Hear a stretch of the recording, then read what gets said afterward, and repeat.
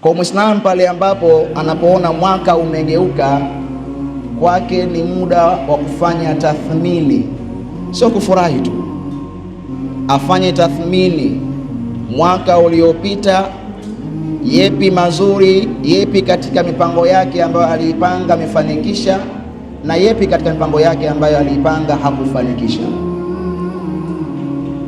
Amefaidika vipi na mwaka huu ambao umeisha, na amepata hasara na kiasi gani kwa mwaka huu ulioisha.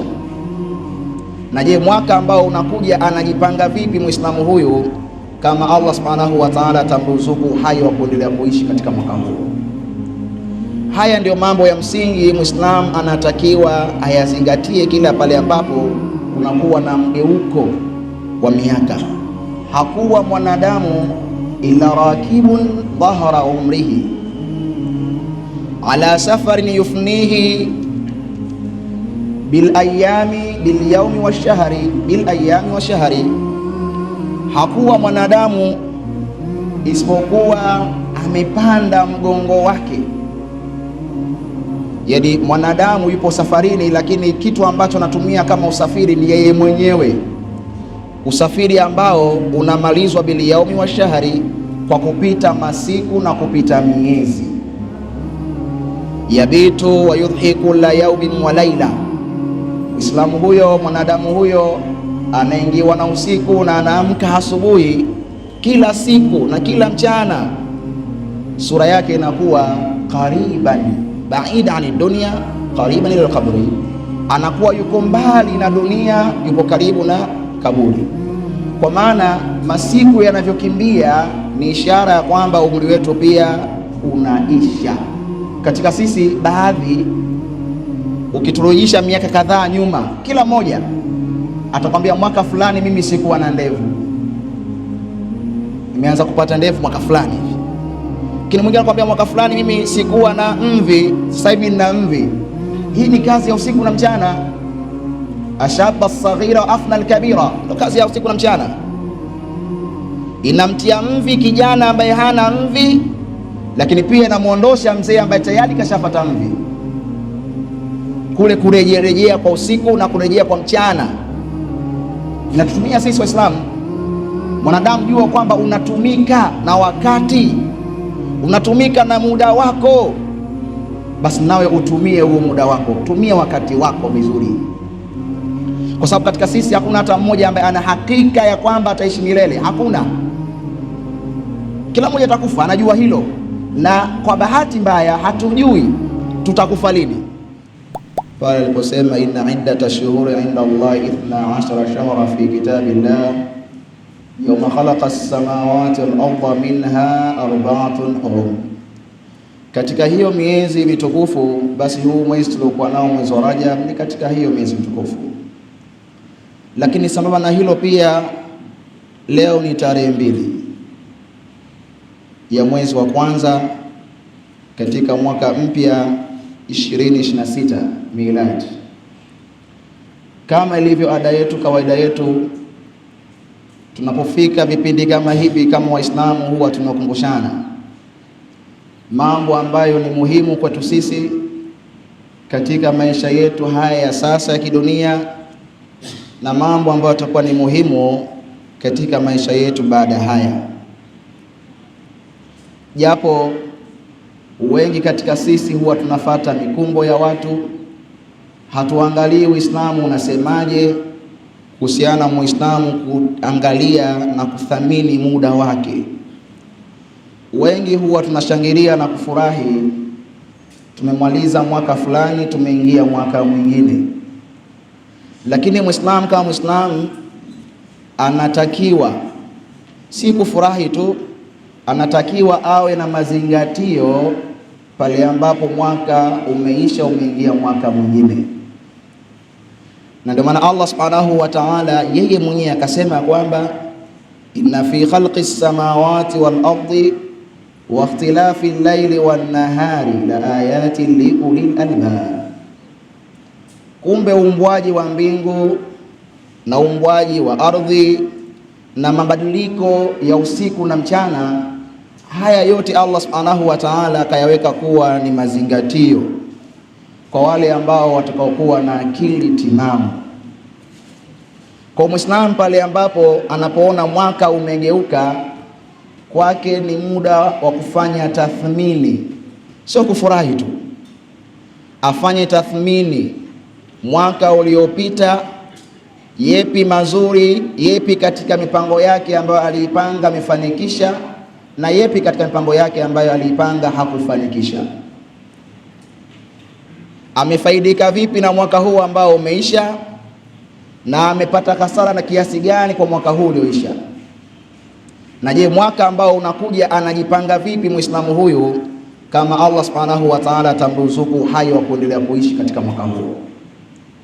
Haya ndio mambo ya msingi Muislamu anatakiwa ayazingatie kila pale ambapo kunakuwa na mgeuko wa miaka, na si kufurahi tu kupiga makelele kiasi ambacho hata watu wengine pia wanasumbuka, hawapati usingizi kwa kuwa tu Waislamu wamechanganyika na wengine huko wanapiga makelele wameuona mwaka mpya.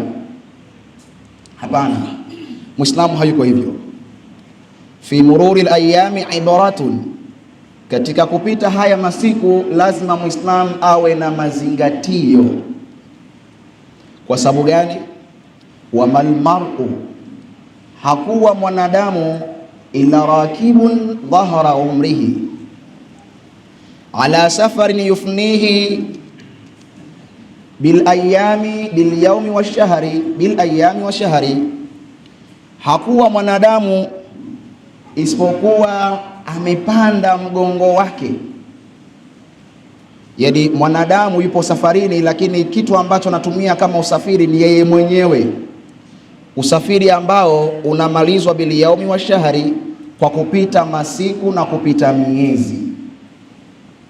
Yabitu wa yudhiku la yaumin wa laila, Muislamu huyo, mwanadamu huyo anaingiwa na usiku na anaamka asubuhi.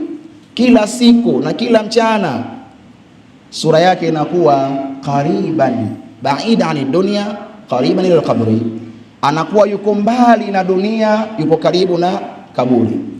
Kwa maana masiku yanavyokimbia ni ishara ya kwamba umri wetu pia unaisha, kwa sababu kila mmoja katika sisi, ile hadithi ambayo mara kwa mara huwa tunaikariri, kila mmoja katika sisi ana muda wake ambao yeye haujui, uliopangwa na Allah subhanahu wa ta'ala. Ukifika muda huo basi utaondoka tu. Wapo watakaoishi miaka 30, wapo watakaoishi miaka 40, wako 60, wako wengine siku moja tu. Kwa kama umepangiwa wewe kuishi miaka 30 ndio mwisho wako, na mwaka huu ambao unaushangilia kuisha na kuingia mwaka mwingine ndio na miaka 29, unaingia mwaka wa 30, wewe unashangilia kufa kwako. Muislamu hashangilii migeuko ya miaka, ila Muislamu huwa anaweka tathmini, kugeuka kwa miaka hii yeye ananufaika na nini, kwa sababu kila mmoja siku ya Kiyama atakuja kuulizwa kwa muda ambao Allah subhanahu wa ta'ala alimtunuku katika maisha haya ya kidunia, aliutumia vipi? Umri wako uliopewa ni amana, itumie amana vizuri. Iyakum an tuhmilu awqatakum, tahadharini sana kupoteza bure nyakati zenu. Fatandamu yawman ala ma fatakum, mtakuja kujuta siku kwa vile ambavyo vilivyokupiteni katika kupoteza bure nyakati zenu katika maisha ya kidunia. Muislamu kama Muislamu, kugeuka kwa mwaka kwake ni kupiga tathmini na kumwomba Allah subhanahu wa ta'ala kwa mwaka huu ulioingia, basi yale ambayo unayazingatia, unayoyapanga, unayoyakusudia, basi Allah subhanahu wa ta'ala hawezi kukuwafikisha.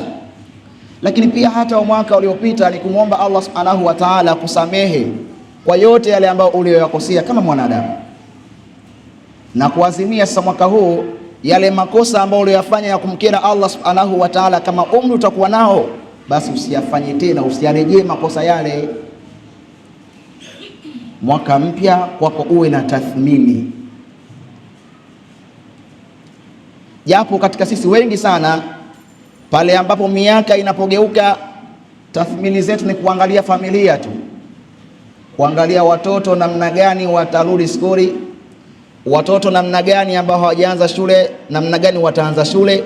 Tunayangalia hayo tu, lakini pia tuangalie matendo yetu ambayo itakuwa ni sababu ya sisi kupata salama mbele ya Allah subhanahu wa ta'ala. Mwaka huu najipanga vipi katika matendo yangu ambayo yatakuwa ni sababu ya mimi kuweza kuokoka mbele ya Allah subhanahu wa ta'ala, au itakuwa ni sababu ya kuangamia mbele ya Allah subhanahu wa ta'ala. Tathmini hii pia Muislamu anatakiwa ifanye. Weka mkakati wako ndani ya mwaka huu. Lakini pia katika masala ya kimaendeleo, kama ulifeli mwaka uliopita, basi mwaka huu pambana kwa mipango ambayo ulioiweka. Lakini pia usisahau kumwomba Allah subhanahu wa ta'ala, kwa sababu Allah yeye ndio mwezeshaji wa kila hatua ya mwanadamu. Mipango yako uwe nayo madhubuti, ifanye vile ambavyo itakiwavyo mipango ya kuweza kukupatia maendeleo katika maisha yako kidunia. Lakini usimsahau Allah subhanahu wa ta'ala kwa kumwomba msaada katika hiyo mipango yake, kwa sababu yeye ndio mwafikishaji. Mwaka mpya kwa Muislamu aweke tathmini, afanye tathmini. La aqla kat tadbir, hakuna akili kama mtu kuwa na mipango katika maisha yake. Unamaliza maisha yako kukaa vijiweni tu, unamaliza maisha yako kupiga story tu, unamaliza maisha yako kufanya mambo ambayo hayana msingi katika maisha yako ya sasa kidunia, hata baada ya kufa kwako. Hii ni ishara kwamba unapoteza wakati wako bure. Muislamu, tubadilike, tuchukue huu mwaka mpya ambao ndio mwaka ambao tunauzingatia sana, kupeana mishahara na kupangiana tarehe za ahadi zetu. Basi panga, azimia mwaka huu uwe ni mwaka wa mabadiliko katika maisha yako, katika maendeleo yako kidunia, lakini hata katika maisha yako ya kimatendo wewe na Allah subhanahu wa ta'ala. Azimia uwe mwaka mpya kwako wewe. Allah subhanahu wa ta'ala tuongoze katika hilo. Wallahu tabaraka wa ta'ala yaqul wa biqawlihi yatadil mutadun fa idha qara'ta al-Qur'ana fasta'in billahi minash shaitani rajim. A'udhu billahi minash shaitani rajim. Wal 'asr innal insana fi khusr illa alladhina amanu wa 'amilus salihati wa tawasaw bil haqq wa tawasaw bis sabr. Barakallahu li wa lakum bil Qur'anil 'azim wa nafa'ani wa iyyakum fi wa dhikril hakim. Aqulu qawli hadha wa astaghfiru li wa lakum muslimin fastaghfiruhu innahu huwal ghafurur rahim wal karim wa antum muqinun bil ijaba. Alhamdulillah wassalatu wassalamu ala rasulillah Muhammad ibn Abdillah wa ala alihi wa sahbihi wa man ittaba subhalallah. Faya ayuhal muslimuna al-kiram wa hurasal aqida, usikum maratan thaniya kama usi nafsi bitaqwallah. Fa'alaina wa alaykum bitaqwahu haqqa tuqatihi wa la tamutunna illa wa antum muslimun. Watukufu wa Islam, wakati ni kitu cha thamani sana kwa mwanadamu, kwa sababu wataalamu wanatuambia kwamba wakati una ile khisaisi zake tatu. Yani wakati unatambulika kwa moja katika yale mambo matatu. Jambo la kwanza ambalo linapatikanika ndani ya wakati, suratun qidai, uharaka wa kumalizika kwake. Wakati unakimbia sana. Inawezekana katika sisi baadhi Ramadhani iko mbele na Allah tuwafikishe tuweze kufika. Kinawezekana katika sisi baadhi yetu tunakumbuka hata Ramadhani ya kwanza au ya katikati, hata ya mwisho, futari ambayo uliokula, daku ambalo ulotumia, ni ishara kwamba masiku yako karibu sana. Na ukiona masiku yapo karibu, ni ishara kwamba masiku yanakimbia sana. Wakati unakimbia kweli kweli. Na hata hiko ambacho wanasema hao wataalamu wana sayansi, kinachokimbia zaidi kama upepo, kama sauti, kama mwanga, basi lazima wakati kwanza utangulie. Suratul qidai, wakati unakimbia sana. Kwa Muislamu katika maisha yake hatakiwi kupoteza wakati wake. kupoteza bure bure wakati wake.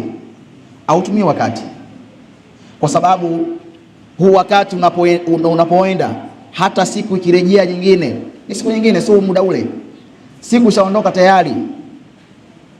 Ma min ayamin yanshaqu fajruhu illa wa yunadi ana khalqun jadid au ana khalqun jadid. Hakuna siku yoyote ile ambayo alfajiri yake yachomoza isipokuwa siku hiyo inanadi kwamba mimi ni kiumbe kipya au mimi ni badala mpya. Wa ana ala amalika shahid, na mimi katika matendo yako utakayofanya leo basi nitakuwa na kutolea ushahidi. Fatazawad minni, basi chuma zawadi kutoka kwangu mimi. Fa inni idha madaitu, basi hakika mimi ninapoondoka, la audu ila yaumi saa, sirejei mpaka siku ya Kiyama.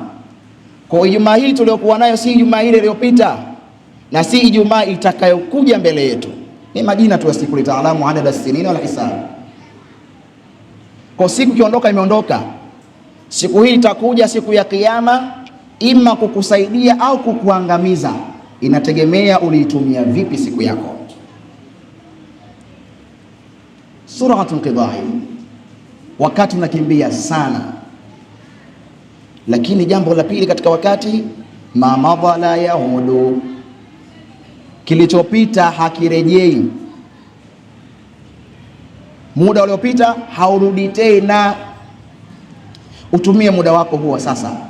Uliopita ushapita, jana ishapita, leo ndio ya kwako. Kesho huna hakika nayo kama utafika, na sio kesho tu, kesho mbali, hata hapo baadaye hujui kama utafika. Kwa wakati wako ni huu, utumie vizuri. Lakini pia annahu anfasu ma yamliku al-insan, muda ndio kitu cha thamani sana ambacho mwanadamu anakimiliki katika maisha yake.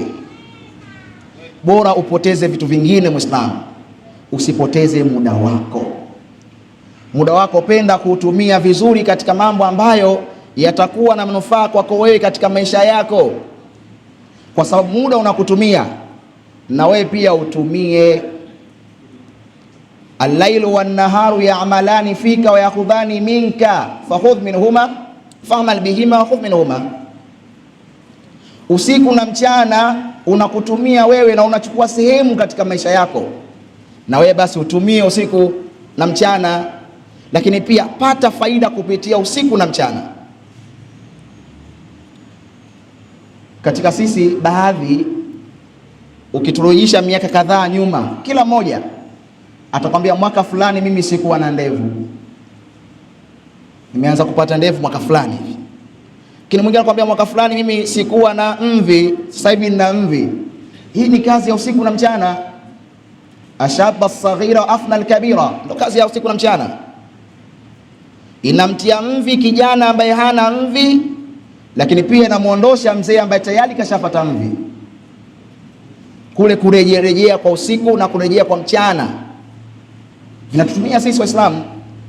Mwanadamu, jua kwamba unatumika na wakati, unatumika na muda wako, basi nawe utumie huo muda wako, tumia wakati wako vizuri, kwa sababu katika sisi hakuna hata mmoja ambaye ana hakika ya kwamba ataishi milele. Hakuna. Kila mmoja atakufa, anajua hilo, na kwa bahati mbaya hatujui tutakufa lini. Hatujui, hakuna hata mmoja anajua lini ataondoka katika maisha haya. Basi kwa kuwa hujui unaondoka lini, basi muda ambao uliopewa utumie vizuri. Useme bado nipo, hujui. Iyakum an tuhmilu awqatakum, tahadharini sana kupoteza nyakati zenu. Fatandamu yawman ala ma fatakum, mtakuja kujuta siku ambayo majuto hayana tena faida. Kwa yale ambayo mliwapoteza katika maisha yenu ya kidunia, mlitumia vibaya nyakati zenu, mtakuja kujuta siku hizo. Laiti siku ile ningeitumia kwa jambo fulani, lakini ndio hairejei tena. Kwa muda huu uliokuwa nao utumie ipasavyo. Mshukuru Allah subhanahu wa ta'ala kukujalia, kukuwezesha kuwa ni miongoni mwa wale ambao wamediriki mwaka mwingine, sababu wako wenzako ambao tayari washakufa. Basi mshukuru Mwenyezi Mungu kwa neema hiyo, lakini pia itumie vizuri neema hii kwa kufanya yale ambayo yote ambayo Allah subhanahu wa ta'ala yanamridhi, na kuacha yale yote ambayo Allah subhanahu wa ta'ala hayataki. Yatokee tu kama mwanadamu, kwa kuwa ni mwanadamu, hujakamilika. Kuteleza ndio katika maisha yako, lakini usikusudie kuteleza hasa. Litokee tu kwa kuwa ni mwanadamu, lazima mwanadamu ateleze. Wamal insanu illa walahu insania, hakuwa mwanadamu yeyote isipokuwa ana ubinadamu. Lakini usifanye makosa kwa kusudi. Pambana, mwaka huu ufanye kuwa ni mwaka wako wa mabadiliko katika maisha yako, maisha ya kidunia, lakini maisha yako wewe na Allah subhanahu wa ta'ala. Kithirisha sana ibada, na ukizingatia pia tupo katika mwezi wa Rajab, katika ile miezi mitukufu, mwezi ambao Waislamu wanahitajika sana kuutumia vizuri mwezi huu mtukufu kwa kufanya kheri mbalimbali. Lakini baada hapo mbele kuna Shabani, mbele kuna Ramadhani. Kwa ni muda mzuri pia Muislamu kujiandaa na Ramadhani, japo tumechelewa sana. Wenzetu masahaba walikuwa wajiandaa mapema mno.